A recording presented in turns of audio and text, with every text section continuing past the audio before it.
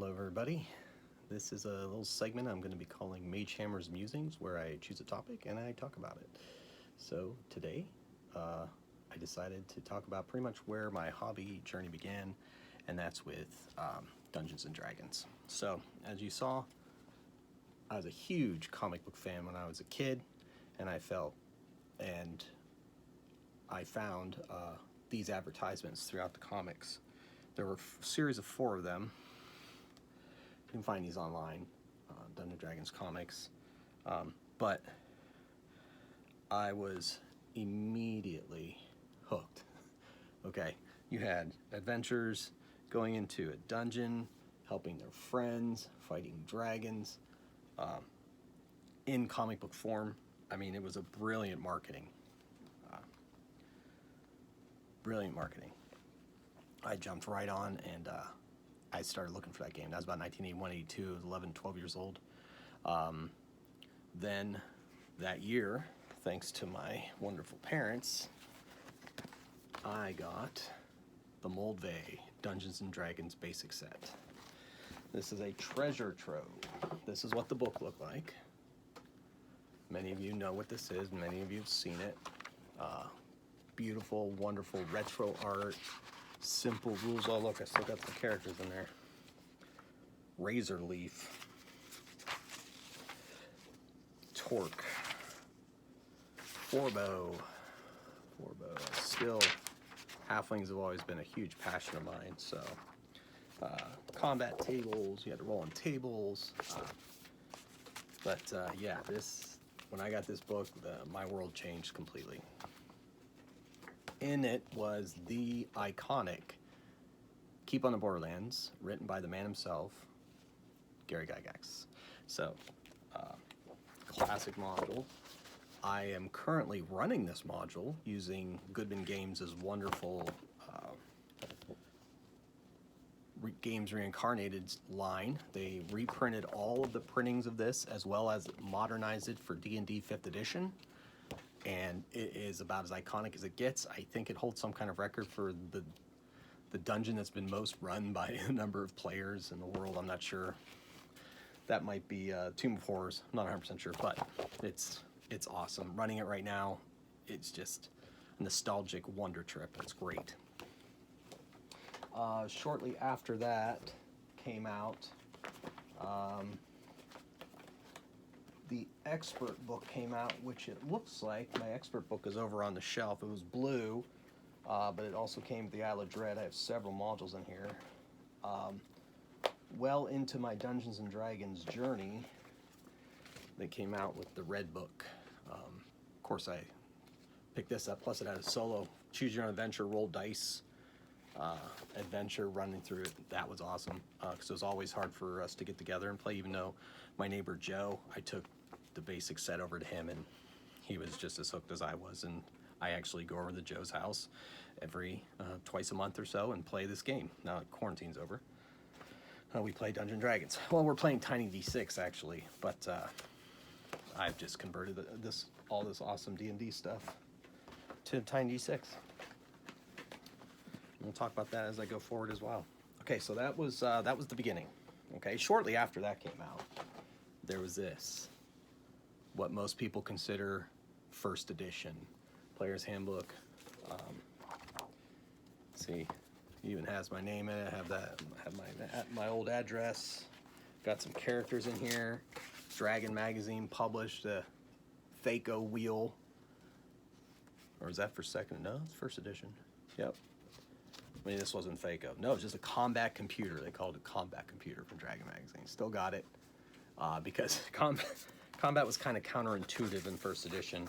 Here's a character, Burgess, halfling fighter thief. Oh, what level? Fourth level. Looks like 4th level fighter, 5th level thief. Nolrim, mountain dwarf fighter. Got him up to, he started out 1st level. And Noland, human fighter, level 2. So several different characters from different campaigns.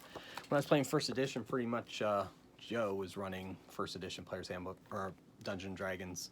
And we used to go over in his back room or in my back porch and play. Summers, all summer long, played it. You know, of course I have all the monster manuals, the Dungeon Master's guides to these, but it's the player's handbooks that are most iconic.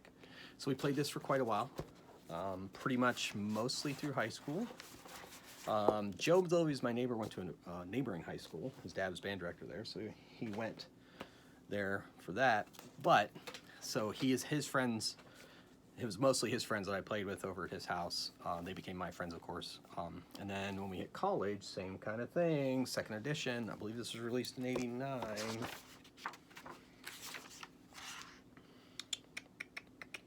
Yep, '89. That would have been my freshman year of college, I believe. And as soon as the summer hit, man, over in Joe's back room, he was running again. Also, a couple summers into my college, I ran it for my brother and his friends, got them hooked on second edition. Yeah, I mean, you know, the blue interior, the spells, you can find all this stuff on Drive Through RPG and PDF form. I believe they sell this stuff. So, you know, still had tables in second edition, saving throw tables, you know, advancement, just really cool stuff. We spent hours upon hours, summers, best we could, playing this game. And I loved every minute of it. And yeah, and then second edition was really the first foray really into dungeon mastering. I think I dungeon mastered basic for a couple of my friends that were, you know, when Joe wasn't around, or I was playing with them, basic and expert, but ultimately it's pretty much Joe. And in high school I did play with another group. At one point Joe had to take a hiatus, so I played with another group in high school, and unfortunately that dungeon master's deceased now. I guess that's unfortunate. Anyway, but I played with them for a little bit in high school, but mostly it was Joe. Played through. Then they came out with another set. This is still second edition. They kind of spruced up the inside, added more color. You know, money grab, I guess. $$R, right? But I didn't mind giving them my money because they gave me hours of fun. Then it was announced. TSR, no more. Mismanaged. You guys all know the histories. Tons of videos on that out there. And so they announced that Wizards of the Coast had bought them.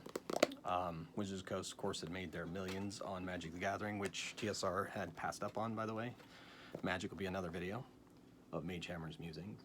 Then 3.0 came out. Oh boy. Okay, so this one primarily, by this time Joe was pretty much burned out of dungeon mastering. And our other friend Perry also would dungeon master, but I took the reins. I developed a world. The other side of the world, when I was in middle school, I had written short stories, and I created a world to base those short stories in.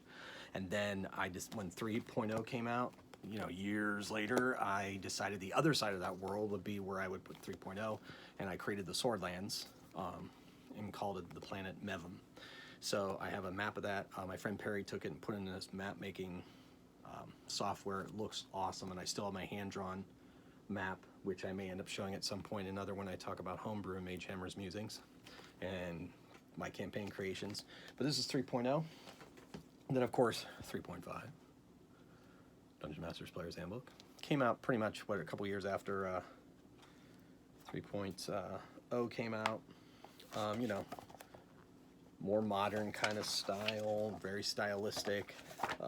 Finally got rid of Thaco, which was in second edition, and we got ourselves, you know, a more intuitive combat system, feats, all that stuff. I ran a Swordlands campaign for the group. They became the Company of the Star Shield, and to this day we still call our gaming group the Company of the Star Shield. And that campaign, they ran to about 13th, 14th level, and then I started to burn out on the system, and I just couldn't run it anymore, because this system pretty much collapses on itself when it gets to high levels, for Dungeon Masters especially. So, kind of burned out on it, and I would only be a player in it. Pathfinder came out when the 4th edition came out, and we played a little Pathfinder. I never bought any of the books or anything. Perry ran it for a little bit, but it just didn't do it. And then, of course, the infamous 4th edition. Of course, this is a very controversial edition. I played it for a year. I dungeon mastered a little bit. I played it a little bit, and with various groups, and it just didn't grab me. Didn't feel like Dungeons & Dragons to me. It has the name on it, so I respect it. I own it. Got to have it in the collection, but I'll probably never pick this up to play again. And I know there's lots of people out there who love it, and that's great. Cool. Plus, it did pave the way for a lot of the great stuff in 5th edition. There was a lot of great stuff in 4th edition. Then D&D Next, we played that, which then became, we did the play test and everything, and then our group, Perry, Joe, all those guys and gals, and then D&D Player's Handbook 5th edition came out, and pretty much been playing in that. Yeah, I put logos in every one of my rule books. You know, 5th edition. You're all pretty much familiar with this. If you're watching this channel, you at least heard of it, I'm sure. So yeah, 5th edition Dungeons & Dragons is what I've been playing. I've dungeon mastered for a couple of groups. The group that I meet with Google Meets, I dungeon mastered them through an Eberron campaign, dungeon mastered them through my homebrew, and now other guys have taken the reins. Jason and his brother Jared have taken the reins and are running games for us, and that's cool because I think I'm at a point in my life now where I won't be running 5th edition anymore either. I just think I'm getting too old, and though it is great and I will play it for as long as someone will run it, I'm not sure I'm going to ever run it again, simply because I'm older. I want more story. I want the rules to get out of the way. And so at this point, minimalist systems like Tiny D6 are pretty much the way I'm going to go from now on. I've tweaked it, modified it a bit to make it feel kind of like Dungeons and Dragons, and I'm having a blast with it, and I think my players are too. You know, we really like to get together and play. I'm also going to be, I ran it a little bit online for my high school game group for a little bit, and that seemed to go pretty well. I ran Tiny Wastelands first, but I'm going to have a whole video on Tiny D6, but I just want you to know that though I'm playing 5th edition, it would take a lot to get me back into the DM chair for 5th edition. It's just too much for me to keep track of, and I know that sounds crazy because 5th edition is very streamlined. It's a wonderful system. I love it. It deserves every accolade it's got. I still like playing it. I just not going to dungeon master it anymore. But that being said, Dungeons & Dragons will always hold a special, absolute, formative place in my life. I mean, you know, when I was growing up, a teenager into college, you know, I thought about everything as in, oh, that kid didn't make his saving throw or something like that. Like, I wonder what that kid's ability scores are. I mean, it just permeated every aspect of my life and opened up a world of gaming that has, you know, I continue to branch out and discover different aspects of gaming and so forth. But it all started with Dungeons & Dragons. It all started with those advertisements and those comic books. And I will forever be thankful to, you know, Gary Gygax, Dave Arneson, and the massive multitude of game designers and players that I've played with, and my core groups that I've played with over the years, for giving me that aspect of my life, you know, always giving me something to look forward to. I mean, you can't, I think some of you could probably understand the anticipation, especially when I was a teenager. And even into college, like, I wake up and it'd be game day, you know, it's game day. I'm going to be playing D&D, like, it literally, and to this day, I'm still thrilled by it. So I wanted to kind of have this first Magehammer's Musings be about Dungeons & Dragons, since it pretty much was the formative game that has launched me on this huge journey that I've taken over the past 40 years, 39 years. Started playing when I was 12. Interestingly, before I was able to get the game, before I got the basic set, I had no idea really what it was. So, but I knew that it was some kind of game where you walk through dungeons. So I basically, at school in my spare time, 6th grade, I would draw a dungeon. We weren't allowed to have dice in school, so I had a little spinner. I made a spinner, and I believe it was Sal, my friend Sal, whom I kind of definitely lost touch with over the years. I think he moved away. Anyway, Sal, I would say, okay, you're walking through a dungeon, there's some skeletons, what do you do? I attack it. Okay, spin it. If you get this number, you win. Like, we would do that during spare time. I was obsessed. I needed to get this game. I didn't even, you know. And I think that's what it is about Dungeons and Dragons and role-playing games in general. Is it's, for me at least, I love stories. I've always loved stories. I'm an English teacher. Pretty much make my living out of teaching stories, and I write my own stories.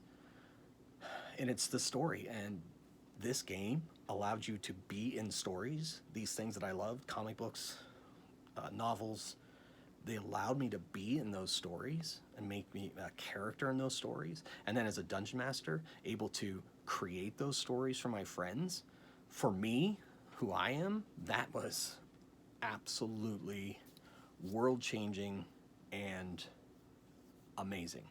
So I like to joke sometimes I pretty much made a living out of my passions, because Dungeons & Dragons is storytelling, and books, reading books, and that's what I do. I teach others to really appreciate reading, and I teach people how to write. I teach people all those things, and with my game society, I'm hoping to pass on the passion for games and have kids explore games and become even more aware of all the other games out there, whatever game grabs them, and hope. That's my ultimate hope, is that they end up finding a game that changes their lives for the better, like Dungeons & Dragons did for me. So thank you for listening. And if you have your own experiences with Dungeons & Dragons, please comment below, or, you know, send me a video. I don't know. So thank you for listening. And, you know, keep on rolling those dice, keep on telling those stories, keep on participating in those stories. And I hope to see you guys soon again. Thanks for listening, and Magehammer out.